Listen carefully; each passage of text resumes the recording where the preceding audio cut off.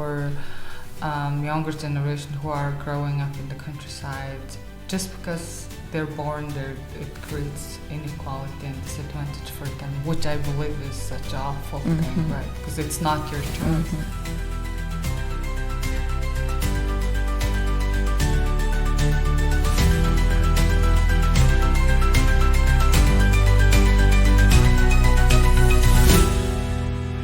Hello everyone, welcome back to UNICEF Mongolia podcast.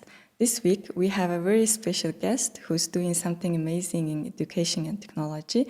Her name is Bolour-Эрдэнэ, but many people know her as Abona. She is the founder and CEO of AI Academy Asia, and she's working with UNICEF Mongolia to train teachers and experts in AI. Thank you very much for joining us today. No, my pleasure to be one of the first guests of your podcast. Yeah, thank you.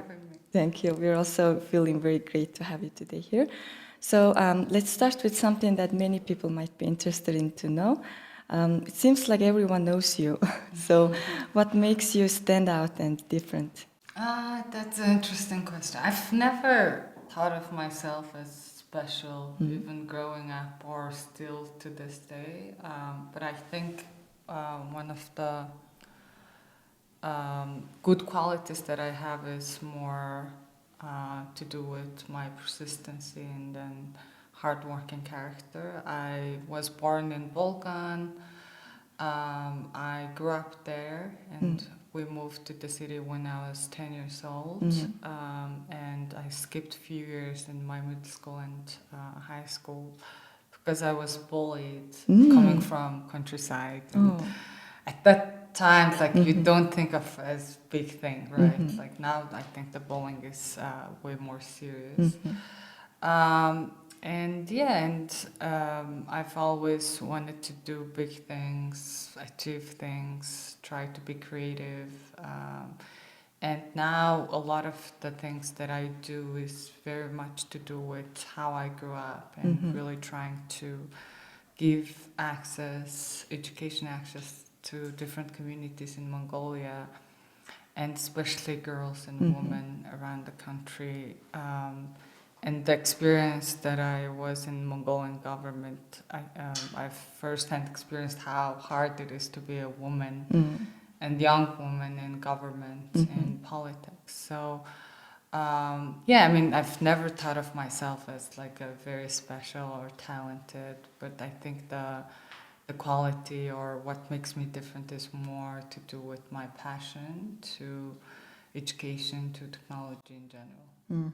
That's a very simple but very beautiful story. Thank you so much for sharing that. You have such a dynamic journey from founding a Girls Code program, which we also supported in the past, and serving as first vice minister of digital development in Mongolia.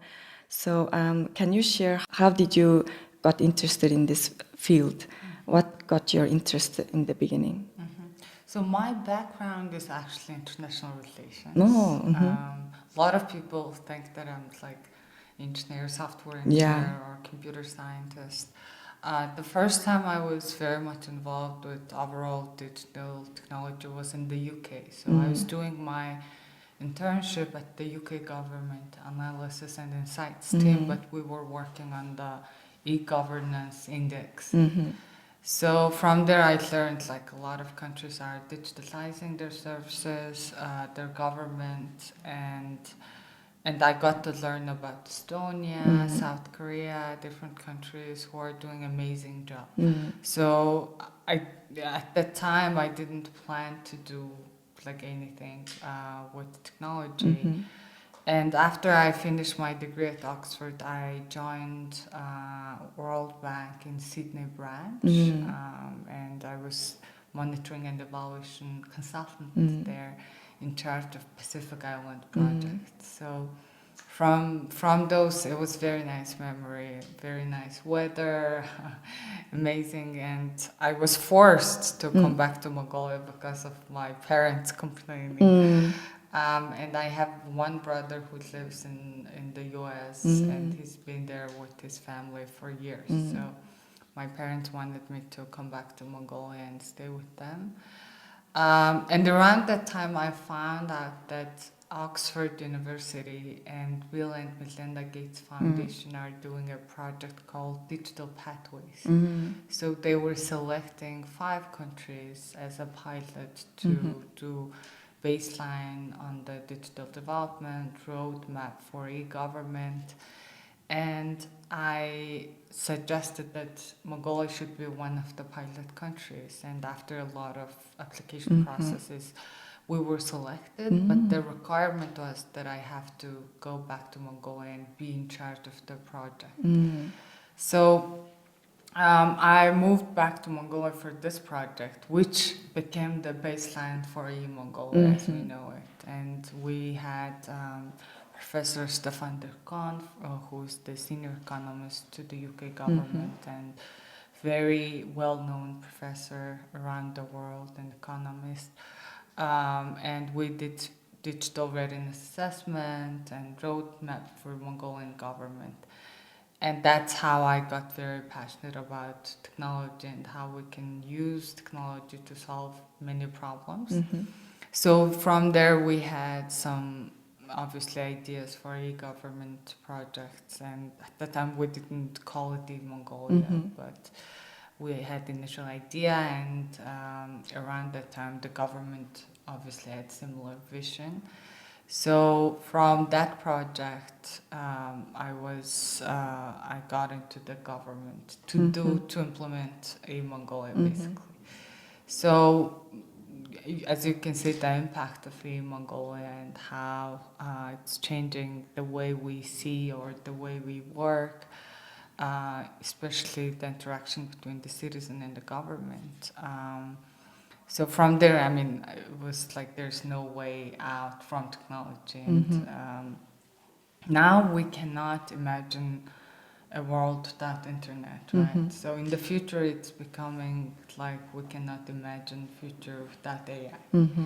So after I resigned from politics, I went back to Oxford and I did work as a researcher on AI, and especially how do you use AI for education and for more social side of the technology.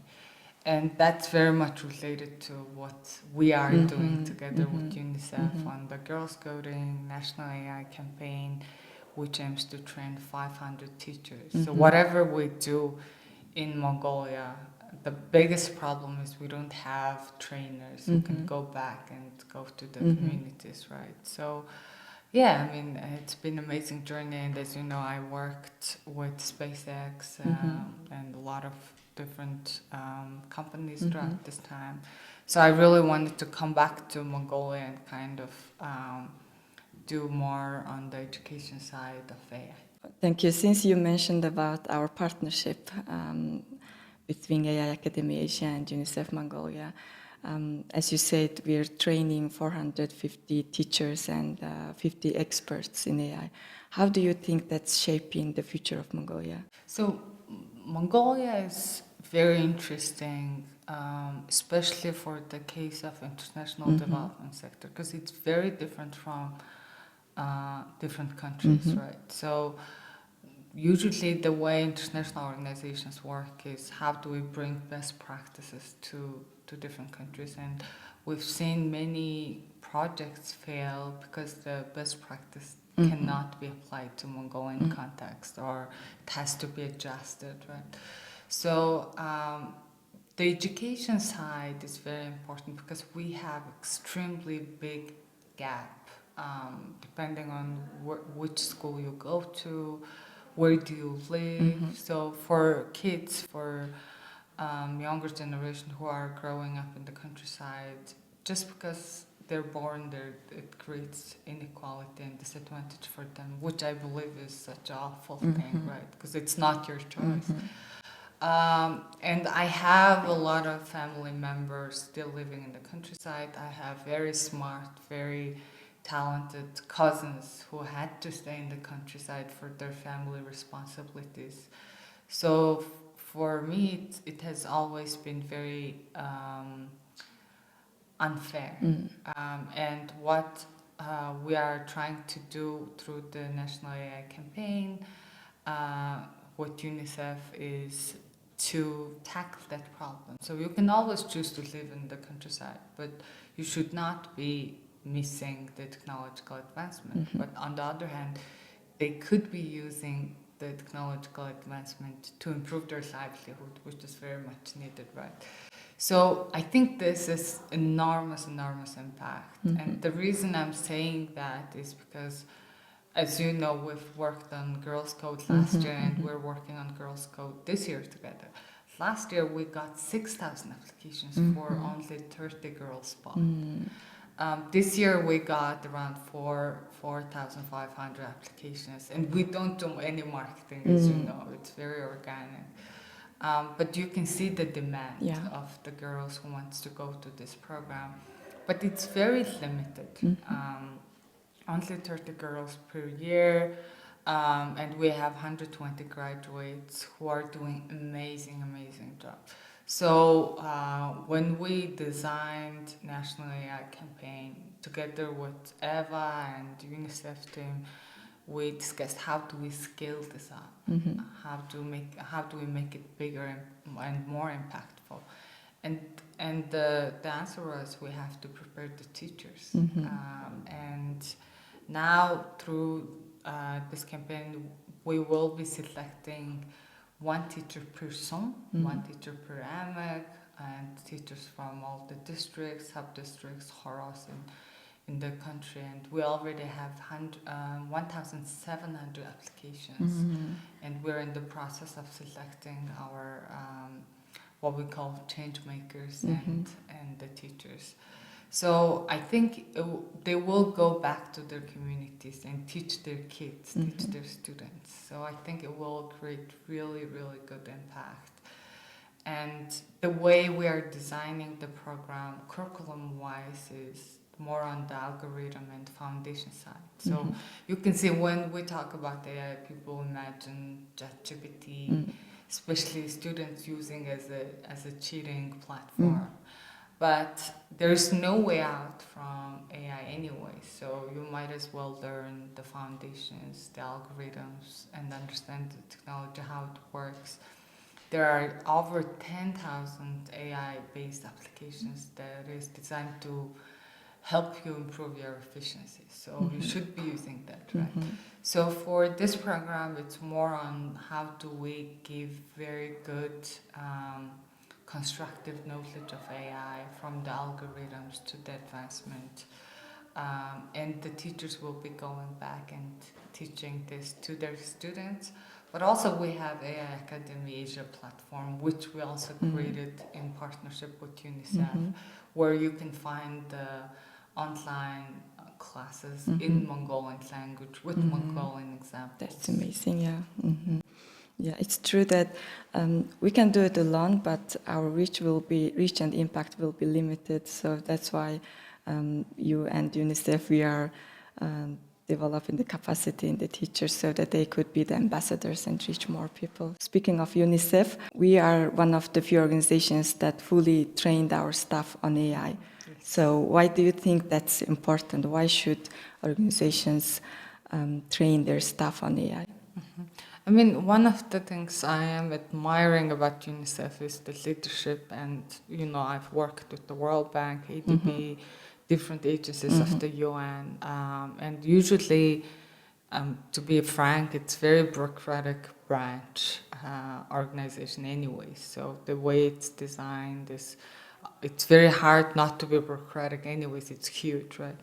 So one thing I've been admiring from UNICEF Mongolia, from our partnerships in the past few years, is the level of flexibility and open-mindedness. And like you can see, only the top companies of the non-tech companies, but also top companies like Accenture or McKinsey, are starting to adopt AI just now. So the fact that UNICEF, all the UNICEF staff, allocated much of their time to learning AI and using that to improve their efficiency is very good. And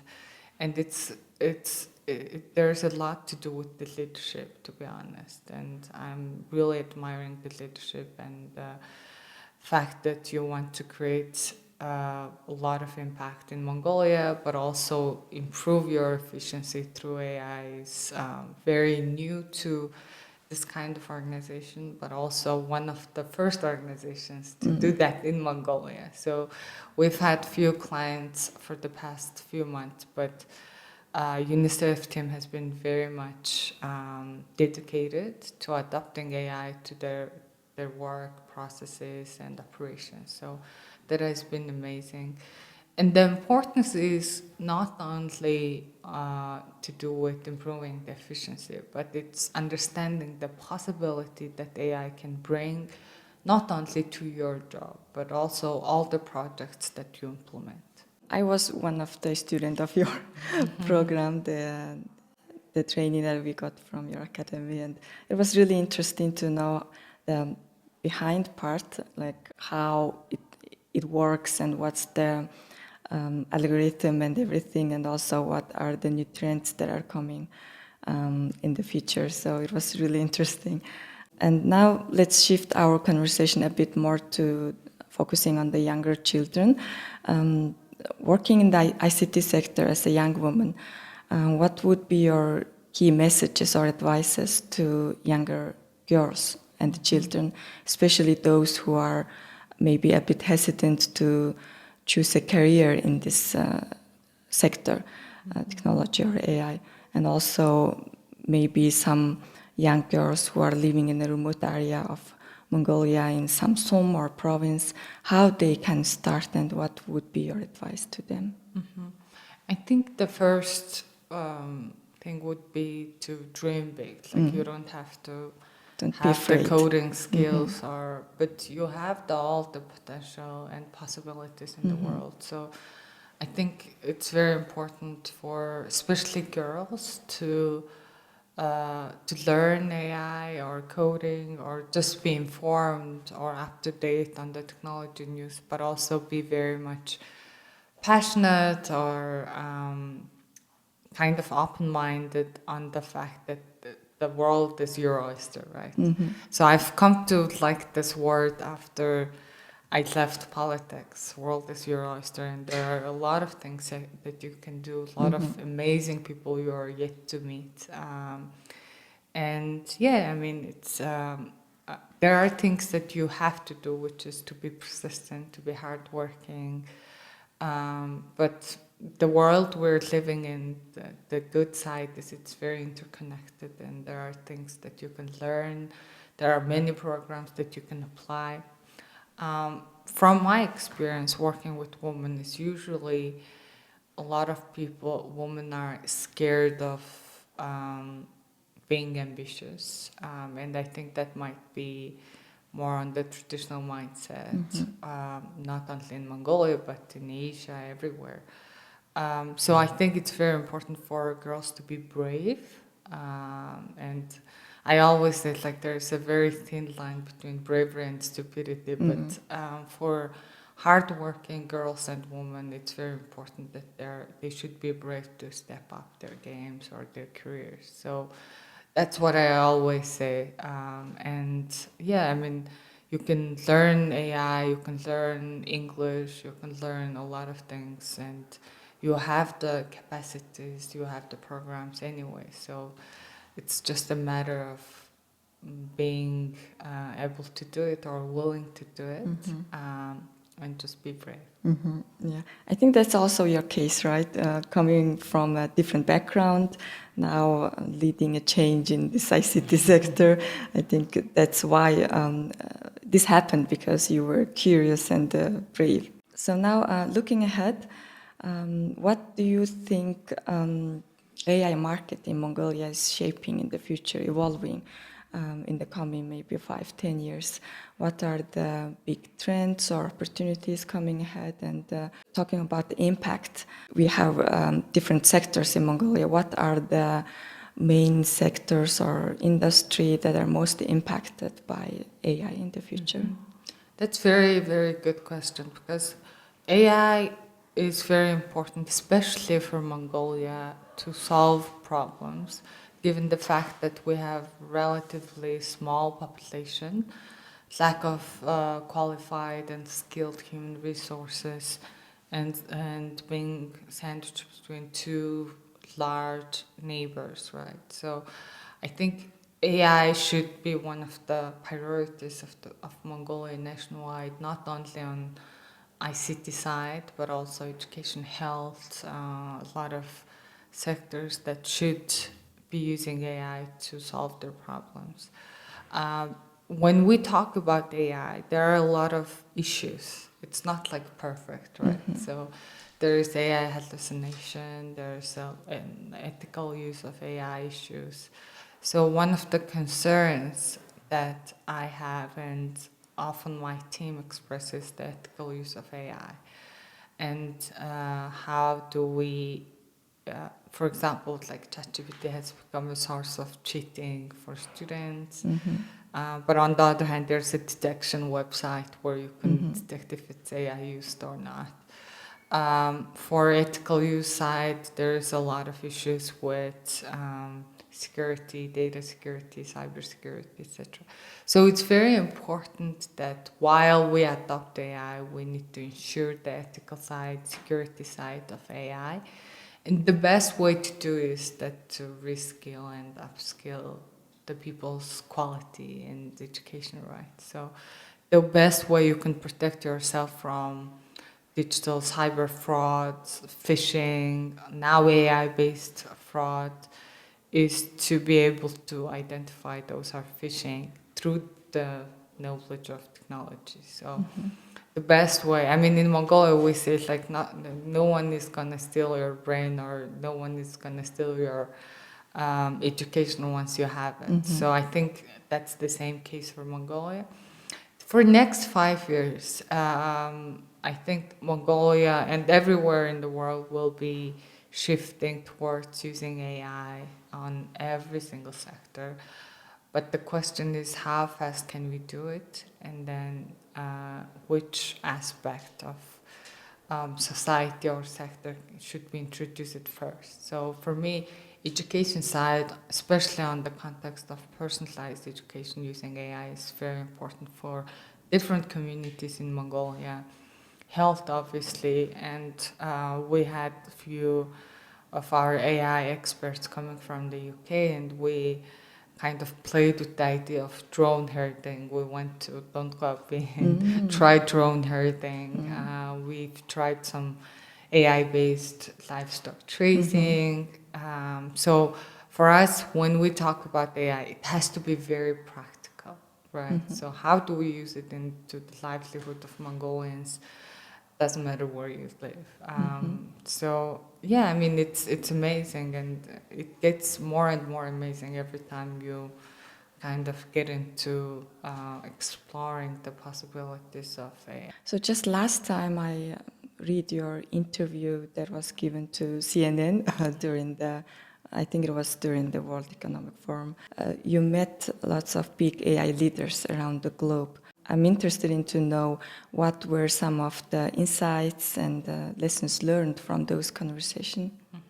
So Davos World Economic Forum is one of the biggest kind of platforms where world leaders come together once a year, right? So it was very interesting because it doesn't matter what topic you were discussing. Everyone was discussing AI, whether AI in sustainability, environment, education, health, even terrorism, even the geopolitics of the current situation in the world. And I met Andrew Ng, who's the founder of Coursera, who's also one of the founders of Google DeepMind, and now he runs his AI fund, and he's also founder of Deep Learning AI, which is one of the up and rising AI platforms on education. So we are actually in the process of signing a contract to work with Deep Learning AI, which is also the kind of a upgraded version of Coursera. So it's the same team, same company, under same leadership. And we are translating their context to Mongolia because they don't have Mongolian language on their website.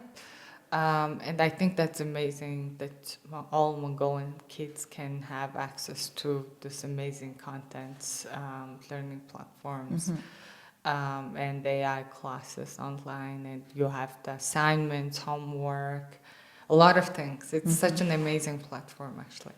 So, yeah, I mean, for us, obviously, it's like I'm beyond thankful for our partnership with UNICEF, and we're very happy to expand that non-profit side of AI Academy to deep learning AI and big players of AI.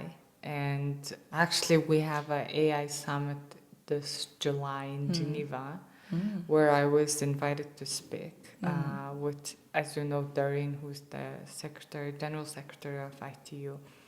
And the highlight of this is I am bringing one of the graduates from Girls Code who will be speaking with me on the stage. Wow. That actually perfectly leads to my last question. It's all about inclusivity and equality, right? So what do you think is the AI's main role in providing more inclusive opportunities for children or young people in Mongolia or Asia or globally? The biggest concern we have right now is today over 30% of the world population do not have access to internet, which is quite a big number. I think it's 2.3 billion people. And compared to that, Mongolians are very well connected to internet, and the number of hours that we're using on social media is just crazy. So for us, it's very important to allocate that time to more learning and improving and developing ourselves, our community, and our country. And we have, in Mongolia and everywhere else, we have a lot of inequalities. We have education, gender, income, you name it, so many inequalities. And if we added digital divide, which was another big case, but now it becomes AI divide. So more and more through the technology, the unfortunate thing is we're adding the gap of inequality. And for us, it's very important to be on the better side of AI, which is to use AI to improve our livelihood, improve our efficiency, improve our productivity, and be AI literate country. And given the fact that we have very small human resource pool, I think that brings us enormous opportunities. And on the other hand, for kids in the countryside, you can use AI to have customized education, or you can use AI to have access to different global education platforms or their curriculum, right? So it's really a matter of how do we introduce it in the best way, and how do we scale it up to the last mile schools, last mile communities in Mongolia. And I know that UNICEF, like even in the midst of January, which is the coldest month, you're traveling to the most remote sites and working with kids there. So I'm very much looking forward to see the impact of our collaborations on National AI Campaign and Girls Code, and also the last thing is it's the moment, It's like now we're starting on the same place, but if we, let's say, do these programs next year or two years later, I think it will be already late. So I'm very, very happy that we have started this on the right momentum. And thank you for your collaboration and contribution to our mission, providing access to children in Mongolia. So thank pleasure. you. And I know I said that was my last question, but I still want to ask you if you have any closing statement, if I didn't ask anything, it's the time that you can provide the answer. I think it would be just on the art to learn about AI. It's there's like huge possibilities of AI, and it has become $15 trillion market worldwide, and I think you see China and Singapore teaching their first grade kids AI from September this year. So yeah, I mean, for people watching, like, teach yourself AI, or go to training, or go to AI Academy, or have your kids learn about AI, because there's no future without AI. Mm-hmm. That was a perfect closing statement, and thank you so much. It's been a pleasure to talk to you. Thank you so much for having me. Thank you.